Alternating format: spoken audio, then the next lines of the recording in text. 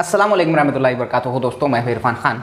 एक वीडियो लेकर आपके सामने आया हूं। थंबनेल में जैसा कि आपने देख लिया होगा, ये जो रजिस्ट्रेशन प्रोसेस होती है उसके बाद में एक्चुअल में होता क्या है शिक्षक भर्ती के अंदर 2007-8 तक 2007 तक बिफोर 2007 अगर बोले तो डीएड पर भर्ती होती थी। 2008 से सीईटी सिस्टम शुरू हुआ, दौर बदला और आज टेट सिस्टम है।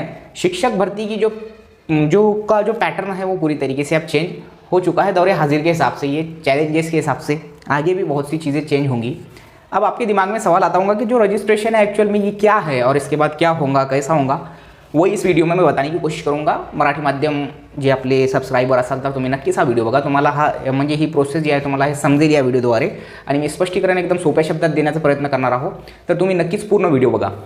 जो रजिस्ट्रेशन अभी आप कर रहे हैं, ये रजिस्ट्रेशन एक्चुअल में ये ऐसा प्रोसेस है कि एक्चुअल में जो शिक्षक भर्ती है ये दूसरे भर्तियों से थोड़ी हटके है। जो प्रोसेस इसमें से गुजर रहे हैं हम, वो दूसरी भर्तियों में नहीं रहता। वहाँ पर एग्जाम दो, मेरिट लिस्ट में आओ और सीधा सिलेक्शन लो। यहाँ सिस्टम है थोड़ा, उसकी वजह भी मैं बताऊँगा। तो आप जो रजिस्ट्रेशन कर रहे हैं, मिसाल के तौर पे ये जो रजिस्ट्रेशन है ये पहला पाउल है आपका, पहला जो कदम है आपका।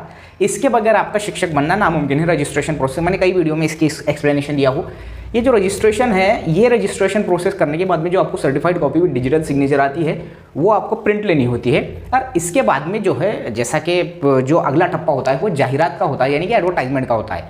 बाकी भर्तियों में जो होता है तो पहले जाहिरात और फिर एग्जाम और फिर सिलेक्शन होता है, तो यहाँ पर उल्टा होता है। अब ये सिलेक्शन आने के बाद में दूसरी भर्तियों में मसला ये रहता है कि आप प्रेफरेंसेस दे नहीं सकते। यह सबसे बड़ा प्लस पॉइंट है कि आपको थोड़ा लेट मिलेगा लेकिन दुरुस्त मिलेगा, ऐसी बात यहाँ पर साबित होती है। जब जाहिरात आती है आपकी, ये जो इसके बाद में जब जाहिरात या एडवर्टाइजमेंट आती है तो जाहिरात में आपको वहाँ पर प्राधान्य क्रम देने होते हैं।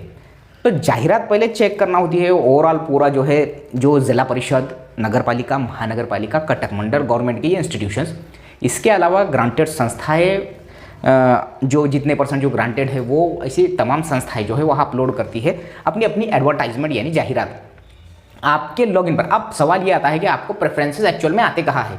सवाल पूछ रहे तुम कि मैसेज आता है, ऐसा कुछ भी नहीं रहता। देखो वहाँ पर खासकर जो है, एक तो मोबाइल नंबर और दूसरा ईमेल आईडी गवर्नमेंट के प्रोसेस में बहुत इंपॉर्टेंट है, बहुत मस्ट है। लाइफ टाइम के लिए गांठ बांध दो। पवित्र पोर्टल में रजिस्टर करने के बाद में या किसी भी गवर्नमेंट के साइट पर रजिस्टर करने के बाद में उस नंबर को, उस ईमेल को चालू रखो। जनरली देखो अभी मैसेज, पवित्र पोर्टल मैसेज जो है सेंड करता है टेक्स्ट पर कि भाई प्रोसेस शुरू हो चुकी है, आप रजिस्ट्रेशन कर लो टैट देने वालों को। उसके बाद में ईमेल्स भी आते हैं। इसके अलावा आपके लॉगिन आईडी जो अभी अपने जो लॉगिन जो आईडी और पासवर्ड क्रिएट किया है उस पर वो ॲक्च्युअल में जनरेट होते हैं। प्राधान्यक्रम तुमची जे लॉगिन आयडी आहे त्याच्यावर जनरेट होणार म्हणजे काय, तुमची जी लॉगिन आयडी आहे तुम्ही पासवर्ड टाकून ज्यावेळेस इंटर करणार तर पुढचा जे इंटरफेस दिसणार तुम्हाला, तर सुरुवातीला तुम्हाला जे आहे पवित्र पोर्टलवर जाहिरात दिसणार आणि त्यानंतर आता जे प्राधान्यक्रम जे असतात ते कशावर डिपेंड करतात, किस बात पर डिपेंड करते भाई कि मुझे इतने प्राधान्यक्रम आएंगे, कैसे आएंगे और क्यों आएंगे। एक्चुअल जो बेसिस है ये जो टप्पे में यही है कि यहाँ जो तुम रजिस्ट्रेशन कर रहे कि भाई तुमने 1st to 5th के लिए अप्लाई किए हैं, तो 1st to 5th की पूरी एलिजिबिलिटी वो सर्वर जो है उसको कमांड दी हुई होती है कि भाई पहली से 5वीं पर जो भी बंदा आएगा उसका डीएड साथ में TET 1 या CTT 1 कंपलसरी होगा, तो ही उसको प्रेफरेंसेस जनरेट करो। ये कमांड होती है, AI की कमांड बोलो या जो भी सॉफ्टवेयर की कमांड वगैरह वगैरह। 6ठी 7वीं 8वीं पर अगर आप ग्रेजुएट नहीं है, और आपने जो है आप उम्मीद कर रहे हैं कि आपको प्रेफरेंसेस जनरेट होंगे, तो ऐसा नहीं है।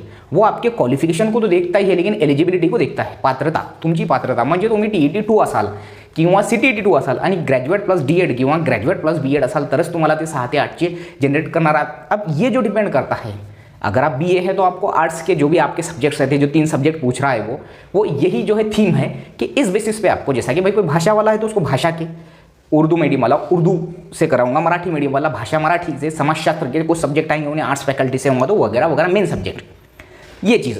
अब 9वीं से 12वीं का जो सिस्टम होता है उसको भी सेम यही होता है कि आपको आपके क्वालिफिकेशन, TET की तो यहाँ ज़रूरत है ही नहीं, लेकिन आपके जो BSc MSc BEd BA MA BEd MSc MAd ये ऐसे जो जितना क्वालिफिकेशन आप डाल रहे ये देखा जाता है उस सर्वर के अंदर।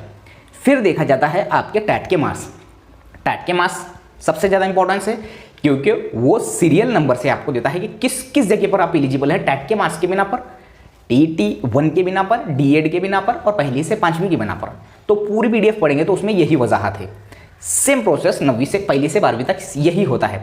अब जब वो प्रेफरेंसेस सामने आएंगे तो वो जाहिरात जब दिखेंगी तो जाहिरात में अलग अलग ज़िलों के हर ज़िले की गवर्नमेंट की और प्राइवेट की वो जगह बताता है, अपने अपने मीडियम के हिसाब से वो चेक करनी होती है। फिर जाना होता है अपना लॉगिन आईडी क्रिएट जो करे हमने, उससे अंदर हमको अपने अपने जो है प्रोफाइल पे जाना होता है, जो प्रोफाइल क्रिएट करे हमने, और वहाँ जाकर चेक करना होता है कि भाई मिसाल के तौर पर 20 हमको प्रेफरेंसेस आए, क्योंकि उसके हिसाब से उतने ही बैठे, ऐसा उसका मतलब होता है। अब वहाँ पर मेन चीज़ होती है प्राधान्य क्रम लॉक करने की, यानी कि प्रेफरेंसेस लॉक करने की। तो वो लॉक करते समय फिर हमको जो है एक चेक बॉक्स होता है बाजू में, मिसाल के तौर पे एक, यानी कि यहाँ लॉक करने का ये सिस्टम है। लॉक करते टाइम पे हमको जो चेक बॉक्स होता है, मिसाल के तौर पे कोई 20 किसी को प्राधान्य क्रम आए हैं। अब ये जो प्राधान्य क्रम होते हैं इसमें एक तुम्हारी गलतफहमी मैं आगे दूर करूँगा। वो चेक बॉक्स में मिसाल के तौर पर मैंने 18वें नंबर का जिला परिषद कोई है, तुम्हारा होम डिस्ट्रिक्ट है, तुमने उसको टिक करे पहले नंबर पर, तो 18वें से उठकर आ जाएंगे पहले नंबर पर। फिर ऐसा एक है जो 90 नंबर का है, जो नज़दीक का जिला है, उसको चेक बॉक्स पर टिक करे तो वो 2 नंबर उसको ऑटोमेटिकली जाकर सीरियल से रखते जाएंगे। सेम ये प्रोसेस 20 तक होगी। यह लॉक करने में तुम ऐसा बोल रहे कि जब हम लॉक करके सिलेक्शन हो जाता है तो सिलेक्शन होने के बाद में अपने दिल पे कुछ रहता है क्या, तो ये गलतफहमी से दूर रहो। ऐसा कुछ भी नहीं होता कि भाई मुझे ये पसंद नहीं, मैं नहीं लूँगा, मुझे दूसरा लेना है। एक बार तुमने नकार दिए, मामला खत्म है। एक बार तुमने यहाँ से रजिस्ट्रेशन नहीं करे, अभी जो रजिस्ट्रेशन चल रही, मतलब तुमको जॉब नहीं चाहिए, ये साफ साफ दिखता है। 2017 में ऐसे बहुत बार हुआ है। तुमने प्रेफरेंसेस लॉक करे, इसका मतलब ये होता है फाइनल सबमिशन का कि हाँ मुझे ये चीज़ें जो है मंजूर है और मुझे ये प्रेफरेंसेस। अब जब तुमको जो वो पूरे महाराष्ट्र से तुमको तुम्हारे मीडियम को, तुम्हारे क्राइटेरिया को, तुम्हारे टैट के मार्क्स को, तुम्हारे क्वालिफिकेशन को जब देखकर जो जनरेट किए थे, जो तुमने फर्स्ट सेकंड थर्ड ऐसे 20 की सीरीज डाली थे, उसमें से कोई एक जहाँ तुम पहले, अगर मिसाल के तौर पे तुम पहले नंबर पे नहीं बैठे, तुम्हारी जगह कोई दूसरा तुम्हारी ही कैटेगरी का, सब कैटेगरी का, मीडियम का और मार्क्स वाला, एक मार्क ज़्यादा वाला बैठ गया, तो वो रोल आउट करता है सेकंड पे, थर्ड पे, फोर्थ पे 20 तक ले जाकर छोड़ता है। ये उसका नियम है। इसके बाद में एक मेरिट यादी लगती है, और वो मेरिट यादी ओवरऑल महाराष्ट्र की लगती है, और उसमें आपको सामने जो है जो भी पूरा जो पवित्र पोर्टल पर एक पूरी यादी जाहिर हो जाती है, मीडियम वाइज, कास्ट वाइज, सब कास्ट वाइज वगैरह वगैरह। और उसके बाद में जो प्रोसेस होता है वो होता है अपॉइंटमेंट लेटर का। इसके पहले कई वीडियो में मैंने समझाया हो कि अपॉइंटमेंट लेटर ये लिस्ट आने के बाद में उस पर लिखा होता है कि भाई अभी तात्पुरती नियुक्ति के हिसाब से हमने नाम जाहिर करे, फाइनल नियुक्ति तुम्हारी वेरिफिकेशन के बाद ही दी जाएंगी। अभी ऐसा डर जो तुम्हारे दिल में बैठा है कि भाई वेरिफिकेशन मैंने ऐसे अपलोड कर दिया, वैसे अपलोड कर दिया, क्लियर नहीं दिख रहे, वो नहीं दिख रहे, तो मुझे बिला वजह किसी भी बेफजूल जो है कारण से वो तुमको वेरिफिकेशन में बाद नहीं करते, तुम बिल्कुल ही मैच नहीं हो रहे वहाँ से जो तुमने दावा करे, तो ही तुम बाद होते। तुम्हारे डॉक्यूमेंट्स की जो है गलती से ये अपलोड हो गई होंगी, क्या अपलोड हो गया, तुम्हारी जो जेरॉक्स है वो बराबर नहीं दिख रही होंगी वगैरह वगैरह। तो ये चीज़ें ओरिजिनल तुम्हारे पास है ना, बस ये चीज़ मैंने, और वहाँ तुम्हारे ओरिजिनल्स को बाकायदा चेक किया जाता वगैरह वगैरह। लेकिन ये जो प्रोसेस है, ये प्रोसेस का अगला टप्पा जाहिरात और प्रेफरेंसेस लॉक का है, और ये डिपेंड करता है कि मुझे क्या पसंद है और मैं क्या ले रहा हूँ। इस वीडियो में मैंने यही बताने की कोशिश किया हूँ, क्योंकि क्यूरियोसिटी ये होती है कि हमारा नेक्स्ट टप्पा क्या होता है। और सबसे मेन चीज़ ये होती है कि जब तुमको ये रजिस्ट्रेशन जो है, ये होल एंड सोल रजिस्ट्रेशन के प्रोसेस को तुम इजी गोइंग में कैसा करते, इसमें एकदम ज़्यादा फ्रस्ट्रेट होकर करेंगे तो गलतियाँ ज़रूर करेंगे तुम, इसलिए गलतियाँ करो मत। MSCID का रत्ती बराबर भी टेंशन मत लो। MSCID विहित कालावधि में बोल रहा हो 2 साल के अंदर देना पड़ता, बाकी कोई मसला है नहीं, लेकिन सिस्टम यही है, आगे ऐसा ही जाकर तुमको ये होता है। अब तुम्हारे दिल से जैसा कि किसी को महानगर पालिका प्रॉपर लेना है, आ गया ऑप्शन में, अगर हो सकता है तो वो दे सकता है, लेकिन प्रेफरेंसेस पूरे अगर 30-40 आए, हमारे दिल से हमको जो पहले लगता है वो हम डाल सकते, ठीक है। अब अगर तुम्हारा क्वालिफिकेशन मिसाल के तौर पे MA BEd है, तुम DEd भी है, तुम दोनों TET है, तो तुमको पूरे की पूरे पहली से 12वीं के प्रेफरेंसेस ज़रूर आएंगे। तुम BSc BEd है, तुम MSc BEd है, तुम DEd भी है और फर्स्ट सेकंड TET भी पास है, तो तुमको ऑब्वियसली पहली से 12वीं के पूरे प्रेफरेंसेस आएंगे। और वो प्रेफरेंसेस लॉक करने के बाद में तुम ये इशारा देंगे कि भाई ये मुझे मंजूर है। प्रेफरेंसेस में ऐसी कोई भी तुमको ये नहीं है कि बंदिश नहीं है कि तुम इतने लॉक करना पूरे जितने उतने, एक भी लॉक करके छोड़ सकते और पूरे भी लॉक करके छोड़ सकते। अब अगर चाहते हो कि भाई नहीं सेकंड राउंड में भी लग सकता है, अगर अंदाज है, पहली बात तो सेकंड राउंड के भरोसे पे रहो भी मत। फर्स्ट राउंड में जितने उतने लॉक करो, जो मिला वो ले लो। और अगर तुम्हारा दिल नहीं बोल रहा, अगर दूर की जॉब ही नहीं होना, तो कम से कम एक लॉक करके छोड़ना होता है, कम से कम रजिस्ट्रेशन करके प्रेफरेंस लॉक करना होता है, वो चाहे एक क्यों नहीं होता।